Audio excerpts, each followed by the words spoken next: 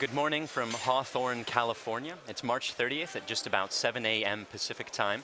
Welcome to the webcast of the Iridium-5 mission carrying the fifth flight of 10 Iridium Next satellites. You are seeing a live view of Falcon 9 beautifully framed by a rosy dawn as we prepare for launch in just over 10 minutes from now. Today's launch is scheduled for 2:13 Universal Coordinated Time, or 7:13 a.m. Pacific Daylight Time. I'm Michael Hammersley, a materials engineer here at SpaceX, and I'll be bringing you coverage of the SpaceX launch for Iridium Next during this webcast. Due to some restrictions from the National Oceanic and Atmospheric Administration, or NOAA for short, SpaceX will be intentionally ending live video coverage of the second stage just prior to engine shutdown. We're working with NOAA to address these restrictions in order to hopefully be able to bring you live views from orbit in the future. And though we'll be ending the video coverage, we'll be continuing to cover the major mission milestones on Twitter, so please join us there afterward.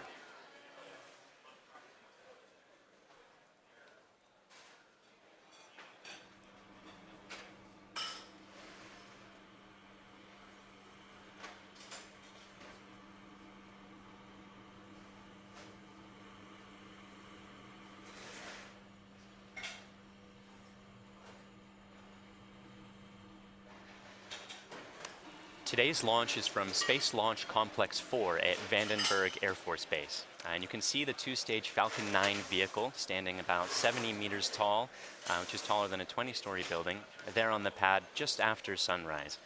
It's a really clear shot. Usually Vandenberg is way foggier than this, so it's a beautiful, beautiful view here. The first stage, which is the part that's not currently illuminated by sun, provides the initial force to get out of the majority of Earth's atmosphere. SpaceX does not plan to recover the first stage for this mission. We will be performing a landing sequence, a simulated landing sequence out in the Pacific Ocean, but there's no drone ship in position for recovery. So we won't be following it during the webcast, but you may hear call-outs on the countdown net while we follow the second stage into orbit. The second stage, which is the part in the sun right now, takes the satellite from the edge of space and accelerates it to orbital speeds of just over 7.5 kilometers per second, or 17,000 miles per hour. That's 10 times faster than the bullet.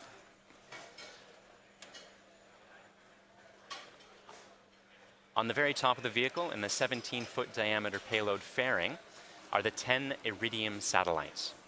For this mission, we will be attempting to recover one half of the payload fairing as part of our ongoing fairing recovery efforts. The ultimate goal is full recovery and reuse of the entire vehicle. So recovering the fairing is an important step towards that goal. It's still part of an experimental program at the moment. Just to the right of the rocket is the transporter erector. That's what brings the vehicle out from the hangar, horizontal, and then tips it vertical to get it into position. It's going to recline to 77.5 degrees a few minutes before launch. Unlike our East Coast pad, which retracts a little bit just at the very last second.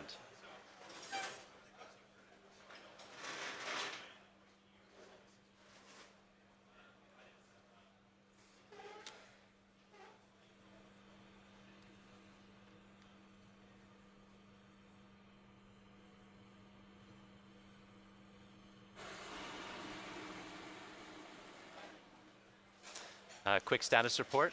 Falcon 9 has been loading propellants since about T-minus 70 minutes. Fuel, that's the kerosene, is about complete on the first and the second stage at the moment. Falcon 9 burns a rocket-grade kerosene to get to orbit. But because you need oxygen to burn kerosene, and there's not much oxygen high up in the atmosphere, we have to take our oxygen with us. So we carry a super chilled liquid oxygen in the tanks. That liquid oxygen is currently being loaded.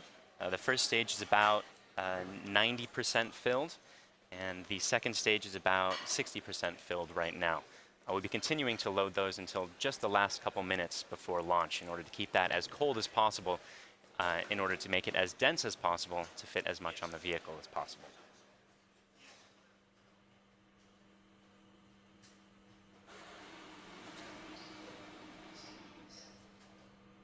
The Iridium satellites are currently a go and are on internal power.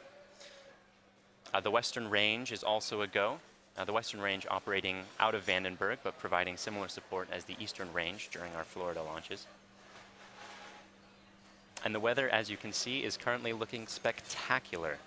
Barely a cloud in sight, but we are keeping an eye on some upper-level winds to ensure that they don't present a danger to the vehicle during ascent.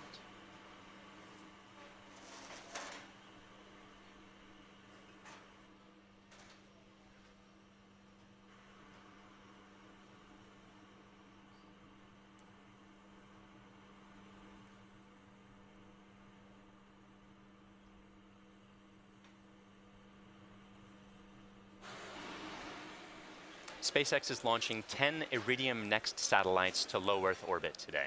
And this is the 5th of 8 launches to put that constellation into orbit. We started launching with Iridium in 2017. And after this launch, we will have put 50 of the Iridium Next satellites into those orbits. These satellites form a constellation comprised of 6 polar orbiting planes, each plane containing 11 operational cross-linked satellites. So you can see in the image on your screen that a polar orbit means that each satellite is going to cross over the north and the south pole every time it rotates the Earth. This is opposed to if it were an equatorial orbit, it would be going east to west or west to east, sort of around the equator. When completed, the Iridium network will be using a total of 66 active satellites, as well as 9 in-orbit spares. Each of those satellites weighs about 600 kilograms, and when the solar arrays are fully deployed, they have a wingspan of just over 9 meters. In order to correctly position those satellites into today's orbits, the SpaceX team has to launch right on time. So the launch window is only 1 second long, and if we delay for any reason, we have a backup opportunity at about the same time tomorrow morning. When Falcon 9 reaches its intended orbit, the vehicle will send commands to separate the satellites at about 625 kilometers in altitude. The satellites will be released one at a time, about every 100 seconds. The entire sequence will take 15 minutes, and from there, the satellites will maneuver to their final orbits. We have a quick video from Matt Desch of Iridium explaining some of the unique features of the Iridium system.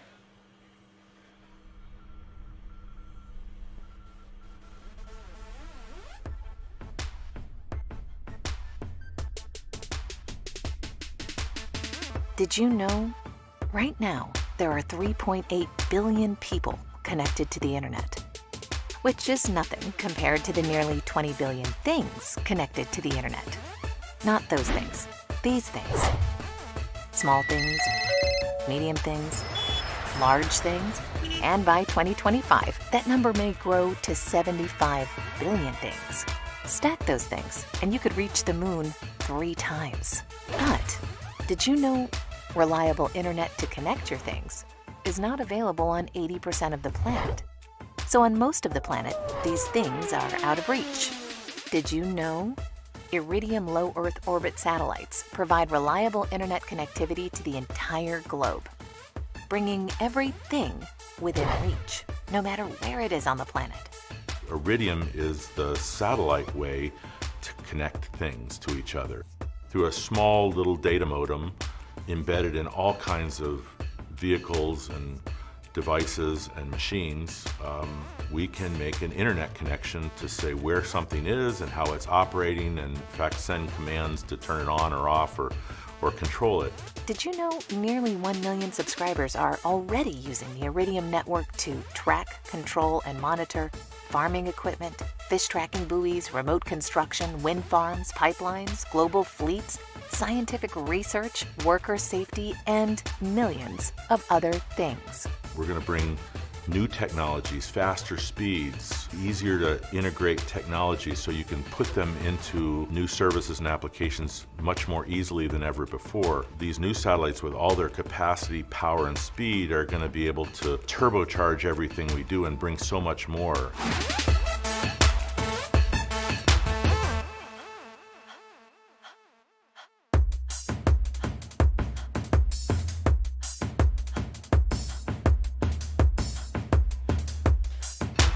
About T-minus 4.5 minutes to launch, and we've got only a few things left to do at this point. Engine chill began at about T-minus 6 minutes. That gets the engines to a cold enough temperature where the liquid oxygen doesn't turn into a gas immediately upon contact, which would make startup a bit tricky. The strong back is going to begin its lean back shortly. We're currently finishing up propellant loading and pressurizing the tanks to make sure they can support the mass of the fully loaded vehicle. That propellant loading is going to continue for another couple minutes still to keep it all as cold as possible. We'll also be performing an engine wiggle.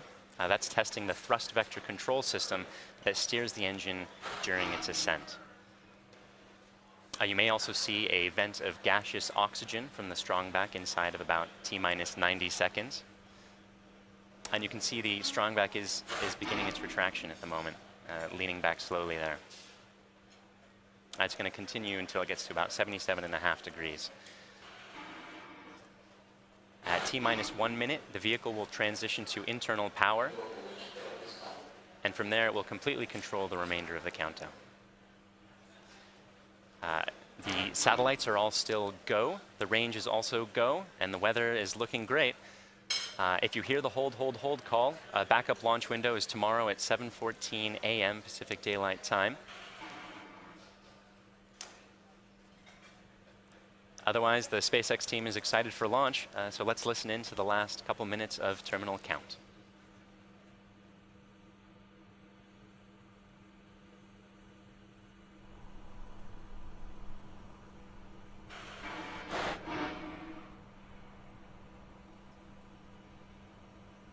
Stage 1 LOX is closed out for flight.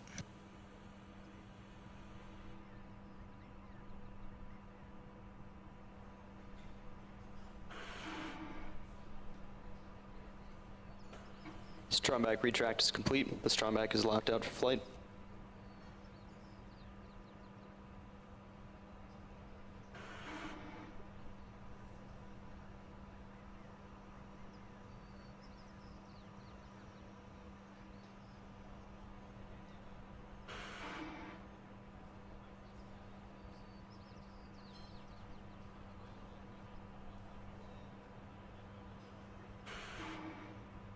Rock, verify range is green.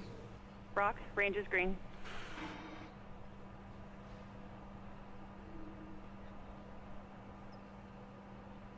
Stage 2 LOX is closed out for flight.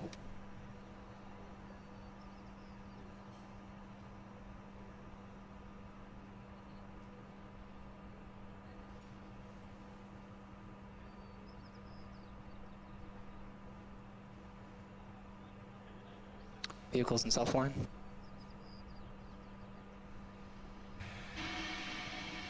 Gas closouts are started.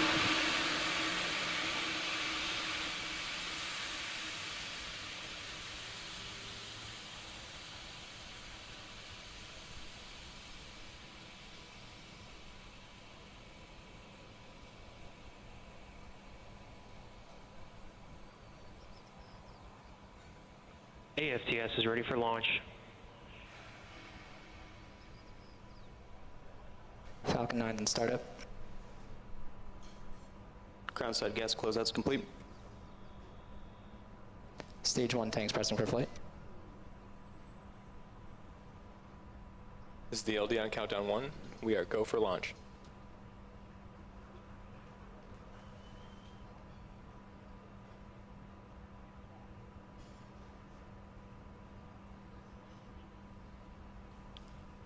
T-minus 30 seconds.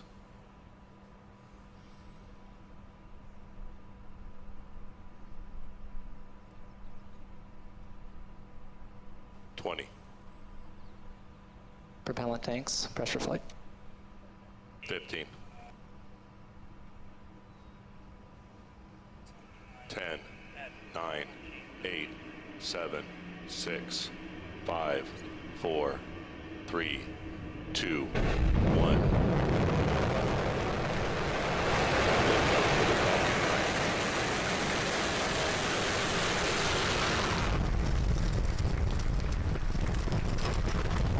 Vehicle is pitching downrange.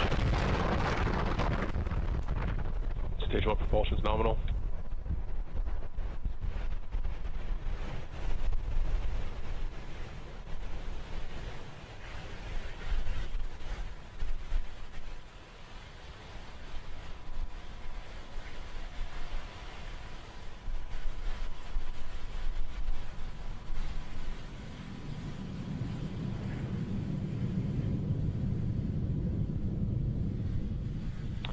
Power and telemetry are nominal.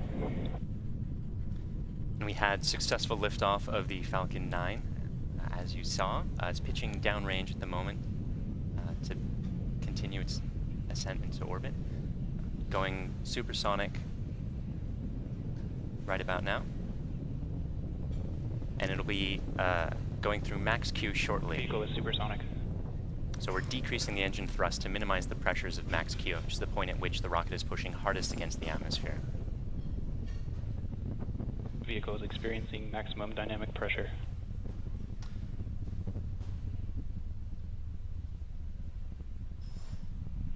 And now that we're through that milestone, we'll be increasing the thrust of the engines in order to get to orbit. But while the atmosphere is still relatively thick, we can prevent it from exerting too much pressure on the fairing by throttling the engines a little bit.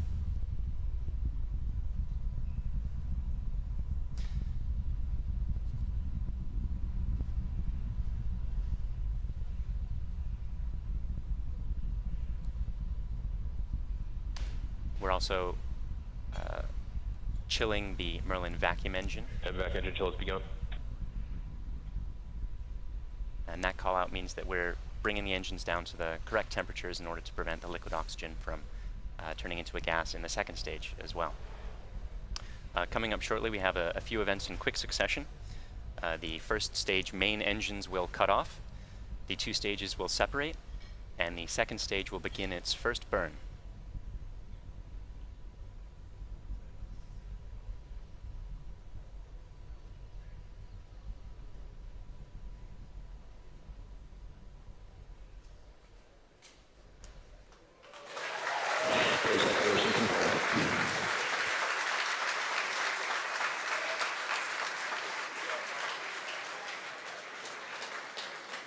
Vac ignition.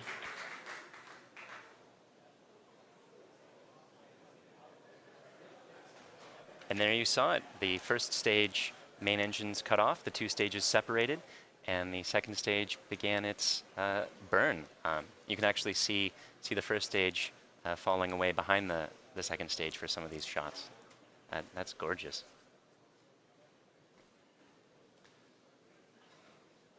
The first stage will be performing a one-engine boost-back burn and continuing downrange for a simulated landing.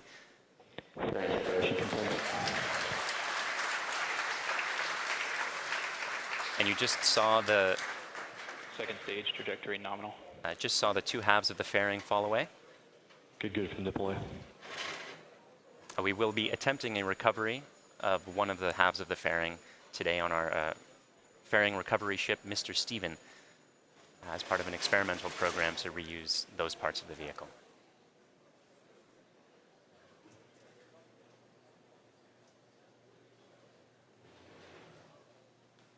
We're just past T plus 4 minutes. The Merlin vacuum engine is performing nominally, glowing red hot there in the vacuum of space.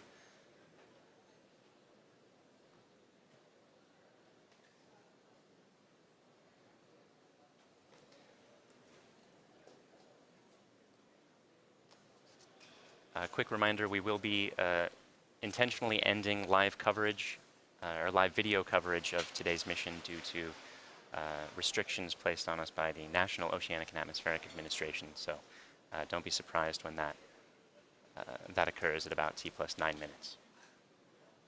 We will be continuing to cover the mission on Twitter all the way through the second burn and deployment of the satellites at about T plus 50 minutes.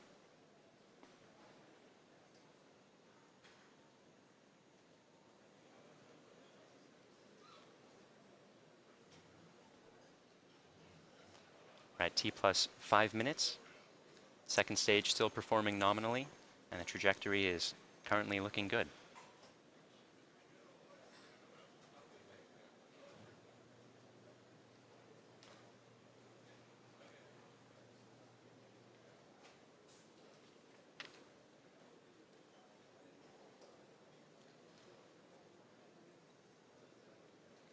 A couple interesting facts about the first stage as it's continuing its simulated landing.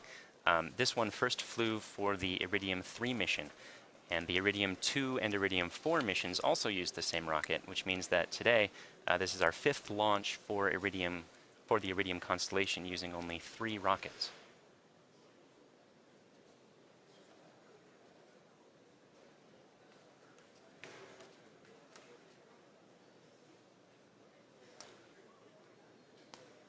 We're now at T+6 minutes, which puts us more or less exactly halfway through the second stage's first burn.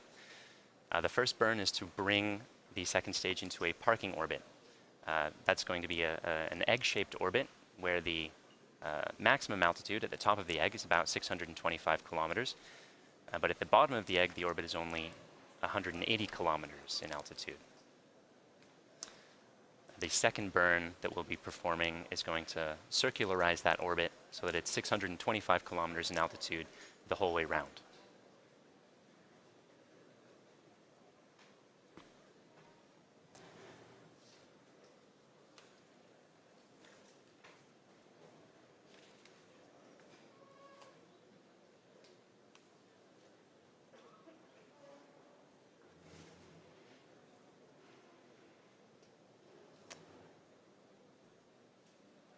We're now at T+7 minutes. Stage 1, AFTSS saved. The chamber pressure in the Merlin vacuum engine is looking good, providing good power, constant chamber pressure, and still on track to its parking orbit.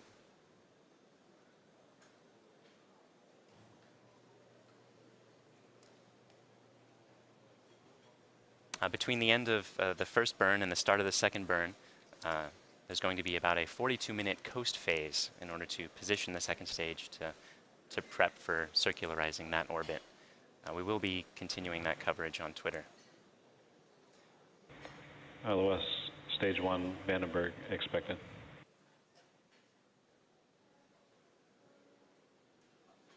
At the time of the second stage, the satellite will have passed over Antarctica and will be just south of Madagascar for that 4-second burn.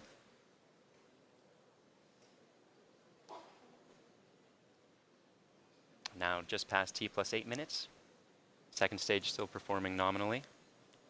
Still on track for that parking orbit.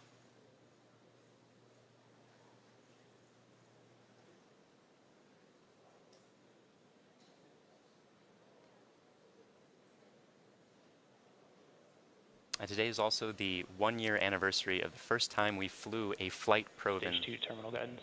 Falcon 9 first stage. Stage 2, AFTSS saved.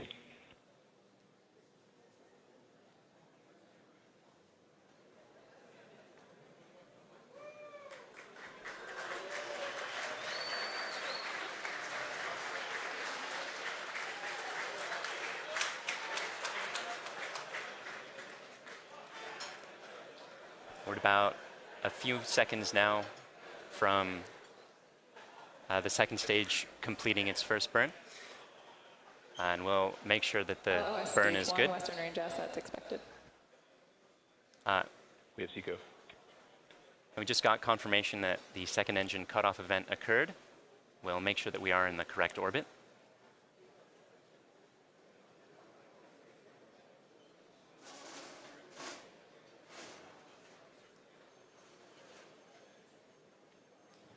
Stage 2, nominal insertion. And we're getting confirmation that we did, in fact, get into the correct parking orbit. So though we're ending our live coverage now due to restrictions from NOAA, the mission is not yet over, so we'll be continuing to cover the upcoming major milestones on Twitter. That includes the 4-second engine burn and the 10 satellite deployments, starting about 40 minutes from now. So overall, we've had an on-time launch. The first stage successfully got the second stage out of the atmosphere, and the second stage is continuing on its trajectory in a coast phase now to get the Iridium Next satellites into their constellation. So thanks to the Iridium Next customer, Air Force for range support, and the FAA for launch license, and see you online for the rest of the mission.